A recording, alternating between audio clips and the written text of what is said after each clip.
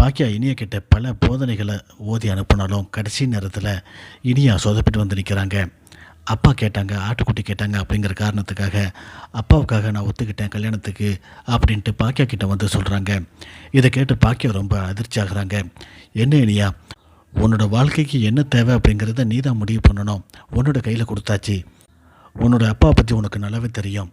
அவர் நினச்ச காரியத்தை சாதிக்கணும் அப்படிங்கிறதுக்காக எந்த ஒரு எல்லைக்கும் போகிறதுக்கு தயங்க மாட்டார். அப்படி இருக்கும்போது நீ எதுக்காக அவருக்காக உன்னோட வாழ்க்கையை தியாகம் பண்ணுற?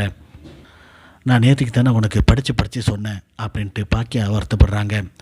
இல்லைம்மா, எனக்கு ஆகாசை விட்டு பிரியணும் அப்படிங்கிற எண்ணமே கிடையாது. ஆனால் அந்த வலி, அந்த கில்ட்டினஸ் எனக்கு இன்னமும் இருக்குது. எனக்கு எந்த முடிவு எடுக்கிறதுன்னு தெரியல. இன்னொரு பக்கம் அப்பா எனக்காகவே என்னை பற்றி சிந்திச்சு அவர் நோயாளி ஆகிட்டார் அப்படின்ட்டு ஃபீல் பண்ணுறேன்.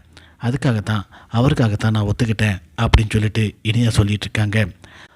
ஆனால் இந்த கல்யாணம் நடக்குமா அப்படிங்கிறது ஒரு பெரிய கேள்விக்குறி. ஏற்கனவே இனியா ஒரு கல்யாணத்தை நிப்பாட்டினாங்க. அதே போல் இந்த கல்யாணத்தையும் கடைசி நேரத்தில் நிப்பாட்டுறதுக்கு வாய்ப்பு இருக்குது.